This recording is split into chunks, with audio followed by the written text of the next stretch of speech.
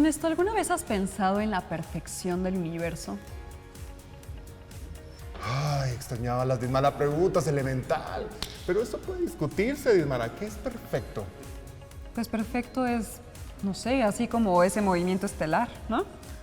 Pues eso de perfecto, perfecto, insisto, debemos discutirlo. Ok, sí, estoy de acuerdo. Creo que lo pensé de una manera más poética que científica, pero bueno, ya no sé, porque a lo largo de la historia de la ciencia se ha pensado de una manera poética científica, ¿no? Justo por eso decía que había que discutir eso del perfecto, ¿eh? Ok, sí, ya recordé a Aristóteles y su modelo sobre el universo y la perfección. Hasta parece que lo cité, ¿no? Ay, qué bonito, Dismar Aristóteles. Pero justo sí, en su tratado sobre el cielo, Aristóteles dice que los cuerpos celestes son estos seres y sustancias más perfectos. Nismara, ¿eres tú? No, perdón, qué oso. Oye, pero tranquila, es un halago que alguien te diga que piensas como uno de los más grandes filósofos de la humanidad, ¿eh? Sí. Su cosmovisión duró 2000 años, Adimara. 2000. Si eso no es ser tendencia o influencer, yo no sé qué sea, ¿eh? Pero a ver, voy a tratar de recordar. Se supone que Aristóteles decía que el movimiento de los cuerpos celestes era eterno y perfecto, ¿no? Entendiendo como perfecto lo circular o esférico. Y ahí empieza lo bueno, ¿eh? Aristóteles nos pone en el centro del universo. Ajá, el geocentrismo. Y luego, por si fuera poco, dijo que los astros se movían sobre esferas transparentes. Y obviamente la Tierra al centro. La regó re feo, ¿no? Sí. Pero bueno, ahora podríamos decirlo así. No podemos juzgar lo que ocurrió en la historia con una visión moderna y actual. Lo que sí pasó es que comenzaron a describir el universo de los astros con círculos. Sí. A ver, vamos a imaginar que somos científicos de esa época y hagamos una lista de las cosas que tenemos que explicar, ¿va? Ay, no, qué miedo, Ismara. Van a creer que nos disfracemos de nuevo. No creo. Mejor vamos ya con el planteamiento del problema, ¿no? Pues por un lado, sabemos que la órbita de los planetas tenía que ser circular. Luego, gracias a nuestras observaciones, sabemos que unos planetas cambian su velocidad. A veces se mueven más rápido, a veces más lento. Y por último, los planetas a veces avanzan y a veces retroceden. Y no olvidemos que la Tierra está en el centro. Y cualquier movimiento que hagan los planetas, los cometas, los satélites, lo que sea, tiene que ser circular. Así es. Pues el astrónomo Claudio Ptolomeo intentó resolver el problema colocando círculos dentro de círculos y adentro de círculos. A esto lo llamó sistema de círculos, epiciclos y referentes. La idea era simular el movimiento planetario con movimientos circulares anidados. Y aunque colocó un sistema de 80 epiciclos y diferentes para poder ajustar las trayectorias con los datos experimentales, pues seguía sin poder resolver el problema de manera satisfactoria, ¿eh? Luego vino Copérnico, que quitó a la Tierra del centro del universo y colocó al Sol en el centro del sistema. No abandonó los epiciclos ni los deferentes. De hecho, anidó 34 círculos. Y sí, tal y como se lo imaginan, tampoco pudo resolver el problema, aunque poner al Sol en el centro del sistema ya era bastante. ¿No se les ocurrió que tal vez había que abandonar la idea del círculo? No era tan fácil ni tan rápido, porque ya sabes, hashtag círculo perfecto. Pero sí, Johannes Kepler lo resolvió. Propuso que la órbita de los planetas debería ser elíptica. Pero se le ocurrió así nomás, o sea, con mucho esfuerzo. No, para nada. Y de hecho el chisme es el siguiente. A ver. Resulta que Kepler tuvo el acceso a los datos de otro astrónomo, Tycho Brahe. Pero hasta que estuvo en su lecho de muerte, porque en vida nunca compartió su información. Sí, yo sabía que Tycho tenía una colección de datos muy impresionante en exactitud y cantidad. Pasó noches y días enteros anotando posiciones de cuerpos celestes con instrumentos y métodos muy precisos. Y entonces Kepler, al puro estilo matemático, los parametrizó y los ajustó a una nueva curva, la elipse. Aunque en principio era un problema astronómico, la verdad es que las matemáticas fueron la clave. Justamente esa es la primera ley de Kepler. Los planetas se mueven alrededor del Sol en órbitas elípticas con el Sol en un foco. O sea que la primera ley de Kepler resuelve el primer punto del problema, ¿no? Así es. ¡Yupi! Oye, pero ¿tú recuerdas las características de la elipse? Solo algunas, así es que mejor vamos a ver esta información. La elipse es una sección cónica, es decir, surge de la intersección de un plano con un cono. Otras secciones cónicas son la circunferencia, la parábola y la hipérbola. Hubo muchos estudiosos de esta curva, como los matemáticos griegos Menecmo y Euclides, pero su nombre se lo dio Apolonio de Pérgamo. De hecho, la idea de cortar un cono en secciones fue de él. Pero volvamos a la elipse y a los elementos que la definen. La elipse es una curva cerrada y plana. Se parece mucho a la circunferencia, pero su forma es ovalada. Fácilmente podemos reconocer el eje principal, que es el que pasa por los focos y es uno de sus ejes de simetría. También está el eje secundario, que es perpendicular al eje principal y también es un eje de simetría. El centro de la elipse cero es donde se intersecan estos dos ejes. Tenemos varios puntos importantes como los focos, que podemos llamarlos F y F'. Estos son equidistantes al centro y la distancia focal es la que hay entre dos puntos. En la elipse existe una particularidad importante. Si se toma un punto P sobre la elipse, la suma de la distancia que hay de F a P más la distancia de P a F' es constante. Otros puntos importantes son los vértices A, A', B y B', que surgen en la intersección de la elipse con los ejes.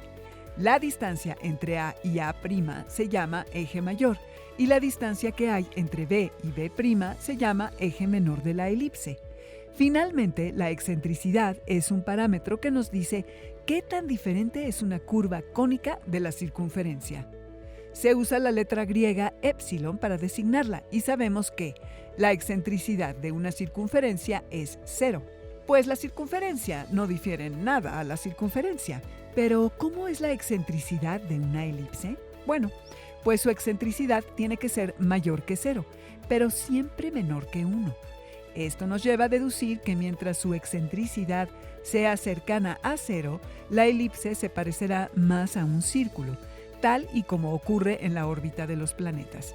Por ejemplo, la excentricidad de la órbita terrestre es 0.0167, la de Plutón es de 0.248, Júpiter 0.484 y la Luna 0.0549.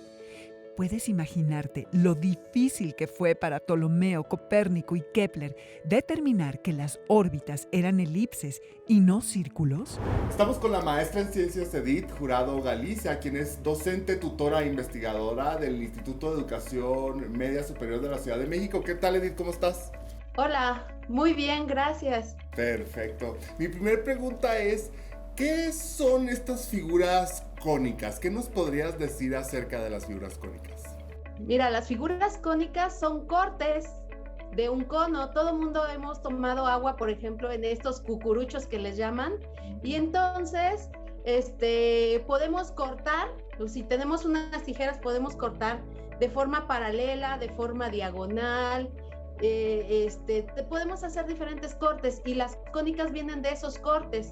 Si hacemos de una forma muy paralela, va a ser una circunferencia. Si hacemos una diagonal que atraviese de extremo a extremo al cono, va a ser una elipse. Si hacemos un corte diagonal, pero que nada más esté contemplado una sola pared del cono, va a ser una parábola. Y si lo hacemos totalmente perpendicular, va a ser una hipérbola. Y estas cónicas tienen una historia de 2300 años, ¿no? Desde los griegos que las han estudiado. Justo, y que precisamente nuestros estudiantes de preparatoria probablemente ya las analizaron en algún momento en geometría analítica, ¿cierto? Seguramente que sí, porque de hecho casi dedicamos un mes para estudiarlas a profundidad. Edith, ¿qué significa entonces parametrizar una curva? Pues mira, como ya te comentaba, nosotros tenemos fórmulas, digamos, con X y Y. Si nosotros recordamos, tenemos un plano cartesiano que son dos ejes, el horizontal y el vertical. Y con respecto a esos ejes, empezamos a localizar curvas de este estilo, ¿no? Curvas como elipses. Entonces, lo que es la parametrización es tomar, digamos, una variable, el tiempo, y en base a esa variable describir las demás. de tal manera que la descripción completa de un fenómeno va a depender de una sola variable.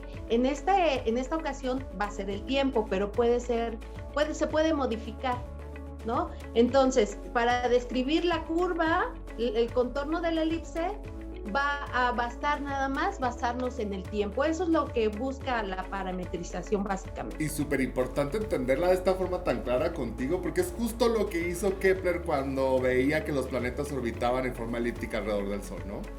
Así es. Él tenía números de posiciones, pero no sabía exactamente cómo describirlos. O sea, qué ley numérica, qué ley matemática haz de cuenta, le calzaban, ¿no? Llegaba y decía, ay, este es tu número, ¿no? Edith, ¿podríamos decir entonces que Kepler utilizó los datos de Tycho Brahe para parametrizar la elipse y pues enunciar lo que enunció? En efecto. De hecho, Kepler había lanzado un modelo matemático que implicaba esferas y sólidos platónicos. Entonces, él era un gran pensador, era un matemático teórico. Él no observaba porque tenía una falla en la vista. Entonces toma los datos de Tycho Brahe y empieza a modelar y se da cuenta que los datos duros coincidían con una elipse y no con su modelo. Así es que tuvo que reformar sus pensamientos, ir en contra de, digamos, su teoría inicial. Y gracias a los datos que Tycho no le proporcionó, pero esa es otra historia, ¿no? Tycho fallece y entonces Kepler puede tener acceso a los datos. Si no hubiese fallecido, no creo que hubiera podido tener este avance. Muy bien, muy interesante lo que nos platicas, que es justo lo que estamos hablando en el programa, Edith. Te invito a que nos acompañes con una parte del programa y regresamos contigo en un momento. Para la segunda ley vamos a hacer un experimento. Bueno, yo te voy diciendo qué hacer y tú lo haces porque estás más alto y si no te voy a pegar en la cabeza. Ok. ¿Sale? Bueno, primero necesitamos una cuerda o hilo amarrado a una pelota. Puedes perforar la pelota para que no se salga y hacerle un nudo en el extremo. También vamos a necesitar un pedacito de tubo que puede ser de cartón, de metal o de plástico. Ok. Ahora metemos por acá la cuerda y... Ahí está. Y ahora sí podríamos representar nuestro planeta en órbita. ¿Estás lista? Lista. A ver cómo gira. Y bueno, cuando tenga suficiente velocidad, jalamos la cuerda por debajo del tubo y observamos lo que pasa con la pelota. ¿Estás lista? Lista. ¿Pueden verlo? ¿Qué ocurrió? Ajá. Pues lo primero que puedo decir que pasa es que cuando jalo la cuerda por acá abajo, estoy reduciendo el radio de la órbita. Sí, claro, pero al reducir el radio ocurre otra cosa. Aumenta la velocidad. Elemental. Y con este experimento damos entrada a la segunda ley de Kepler. La línea que conecta al Sol con un planeta barre a áreas iguales en tiempos iguales. O sea que eso en español significa que... Recordemos que el Sol está en un foco de la elipse y que tenemos dos distancias astronómicas importantes entre el Sol y el planeta: el perihelio y el afelio. Ah, sí. El perihelio es cuando el planeta está cerca y el afelio es cuando está lejos. Exactamente. Entonces, esta ley nos dice que cuando el planeta está cerca del Sol se mueve más rápido que cuando está lejos de la estrella, porque hay una relación entre los arcos de la elipse y las áreas que recorre. Ah, o sea que si yo calculo el área de dos sectores cuyo arco se recorrió en el mismo tiempo, pues van a ser iguales, ¿no? Si las comparto. Elemental. Pero no solo eso, sino que para que eso sea posible, la velocidad que recorre ese arco de elipse debe cambiar, pues se deben recorrer el arco de la elipse en el mismo lapso de tiempo. ¡Wow! Ese Kepler era bien pro, ¿eh? Solo con decir que el movimiento de los cuerpos celestes es elíptico, sacó muchas conclusiones. Y no solo eso, sino que resolvió el segundo punto del problema: la velocidad cambiante de algunos planetas. Claro. Pues es que a veces los planetas están en el afelio y otros en el perihelio. Y eso hace que se muevan diferente. Uf, soy fan de Kepler. Vámonos, Dima. Vamos. No, hombre, y espérate, todavía falta la tercera ley. Oye, pues a ver, suelta la sopa, ya quiero saber. Pues mira, esto más bien tiene que ver con analizar una ecuación y su proporcionalidad. Eso es bastante, ¿eh? Entender las proporcionalidades de las ecuaciones es importante para predecir fenómenos. No sé, por ejemplo, predecir algunos movimientos. Saber que la fuerza de gravedad es inversamente proporcional al cuadrado de la distancia que separa los cuerpos, saber muchísimo. Es verdad. Poder predecir fenómenos o el comportamiento de los cuerpos a partir de ecuaciones es muy importante. El cuadrado del periodo orbital de un planeta es proporcional al cubo de la distancia media desde el Sol. Pues mira, aquí va. A ver. La tercera ley de Kepler dice, digamos que el periodo es t. Entonces, el cuadrado del periodo orbital de un planeta, o sea, t cuadrada, es proporcional al cubo de la distancia media desde el Sol. O sea, que esa a representa la distancia promedio del perihelio y el afelio. Y en español eso significa que mientras más lejos está el planeta del Sol, tarda más tiempo en darle la vuelta. Mientras más cerca está el planeta del Sol, su año dura menos. Muchas gracias por esa traducción, Ernesto. De nada. Y esta ley se puede corroborar muy fácilmente, pues sabemos que la Tierra da una vuelta al Sol en un año. Pero Mercurio tarda solo 88 días en orbitar nuestra estrella. Y Júpiter tarda 12 años en darle la vuelta al Sol, Mara. Y el año de Saturno dura 29 años terrestres. Sería yo muy joven en Saturno, Dimara. Sí, pero celebrarías tu cumpleaños cada 12 años. ¿Te imaginas? O sea, yo amo mis pasteles cumpleañeros y comer uno cada 12 años, pues no. Bueno, en lo que discutimos de pasteles y más, ¿qué opinas si vamos con la segunda parte de la entrevista? Va, vamos. Continuamos en esta gran charla con la maestra en ciencias Edith Jurado Galicia. Edith, bienvenida de vuelta al programa. Hola. Hablando un poco acerca de la segunda ley de Kepler, ¿cómo enunciarías matemáticamente los términos de foco o sector del elipse, etcétera? Mira, la primera ley de Kepler enuncia que el Sol está en un foco, está posicionado. Hasta antes de esto, pues todos los modelos eran geocentristas o heliocéntricos. Y como ya te comentaba, eran basados en la circunferencia. Kepler enuncia que en uno de los focos de una elipse está el Sol y la Tierra se mueve alrededor de él con un movimiento elíptico. Entonces, los focos, el Sol va a estar en un foco y la Tierra se va a mover en una elipse. No va a ser una circunferencia, entonces la distancia entre el foco y la Tierra, o sea, del Sol a la Tierra, no va a ser constante. Va a ser una variable y va a depender del tiempo, lo que hablábamos de la parametrización, ¿vale?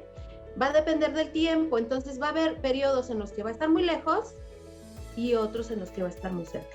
Edith, en astronomía hay un término que le llaman la distancia media. En matemáticas, ¿eso qué representaría? Pues es muy sencillísimo.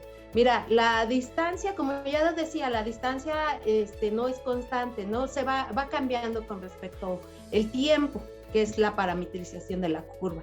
Entonces, hay distancias mínimas, digamos, del perihelio que está a 147 millones de kilómetros, y el afelio que está a 152 kilómetros. Entonces, si tomamos un promedio, va a dar aproximadamente, porque no es exacto, 150 millones de kilómetros. Entonces, esa es la distancia media.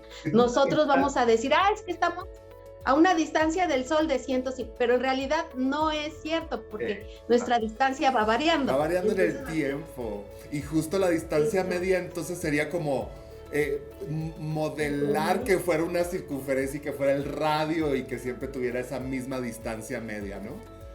Exactamente, pero bueno, es una convencionalidad para no decir, a ver, ¿qué día, qué hora, qué minuto, qué segundo estás para saber a qué distancia estás del Sol? O sea, imagínate. Entonces, una distancia media es un promedio, es como otra vez volver al modelo heliocéntrico, pero ya sabemos que es un promedio, ya sabemos que va a variar la distancia. Edith, ¿podrías explicarnos cuál es la proporcionalidad del tiempo con la distancia media en la tercera ley de Kepler y cómo se puede analizar esto? Claro, mira, a esa tercera ley también le llaman la ley de las armonías y es muy bonita. Entonces empezamos con lo del periodo. El periodo orbital va a ser el tiempo que tarde la Tierra en dar la elipse completa. Normalmente, si lo medimos en días, es 365 días, un año. Si lo empezamos a refinar las medidas del tiempo en horas, minutos, segundos, pues ya va a ser un valor más exacto, ¿no? Más exacto. Pero normalmente 365 días. Entonces, ese periodo orbital ha elevado al cuadrado y la distancia, el semieje de la elipse de la Tierra con respecto al Sol, fíjate, es bien bonito, es una constante. Pero además, esa constante se conserva con respecto a todos los demás planetas. Esto es súper importante. Edith, por último, ¿cómo supiste tú que querías ser matemática? Yo no supe que quería ser matemática, yo llegué por accidente.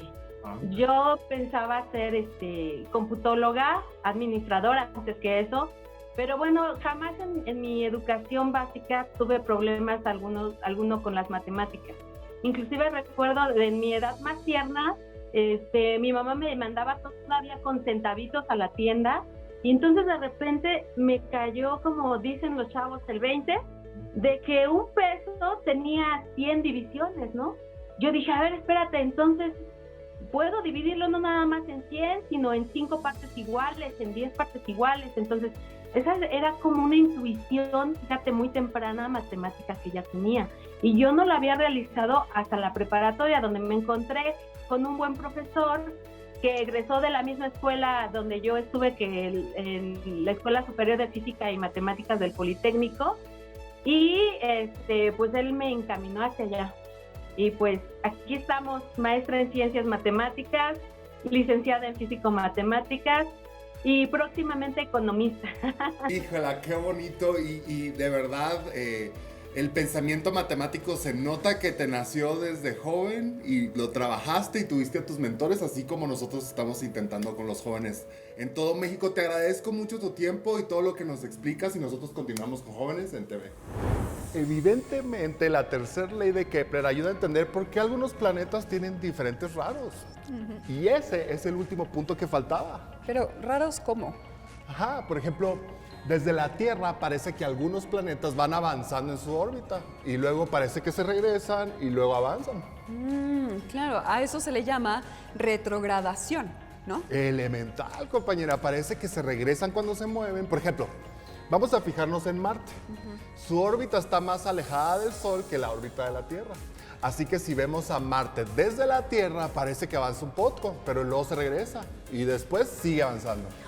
¡Qué maravilla!, ¿no? ¿Sabes qué? Yo creo que también soy Team Kepler. ¿Sabes, Ismara? Con este programa me quedó claro algo, ¿eh? ¿Qué? ¿Las leyes de Kepler? ¿Que Kepler fue un gran matemático astrónomo? Bueno, sí, más o menos eso iba a decir, que las matemáticas efectivamente están en todos lados. Antes de hoy, cuando pensaba en astronomía, creía que todo era física, pero Kepler me demostró lo contrario, ¿eh? Bueno, Kepler y Copérnico y Apolonio y Euclides y Ptolomeo y Tycho Brahe. Sí, bueno, eso, es que en serio hay muchísimas matemáticas en estas tres leyes, ¿eh? ¿Y sabes qué? ¿Qué? Ya nos vamos. ¿Y hoy no hay pregunta para los que nos ven? Pues sí, se me ocurre que podrían ir a buscar libros o en internet el periodo orbital de la Luna y cuánto vale la excentricidad de su órbita. ¿Qué te parece, no? Me parece elemental. Yo opino que además nos digan cuál es el cuerpo celeste que estaría en el foco de la órbita lunar. No olviden etiquetarnos en sus respuestas con el hashtag elemental. Y les recordamos que nos pueden buscar en Facebook como Jóvenes en Casa. También vayan a la página de jovenesencasa.cep.gov.mx. Y si se perdieron algún programa, búsquenos en el canal de YouTube de la Secretaría de Educación Media Superior. Ahí están todititos, ¿eh? Y ahora sí, adiós. Adiós.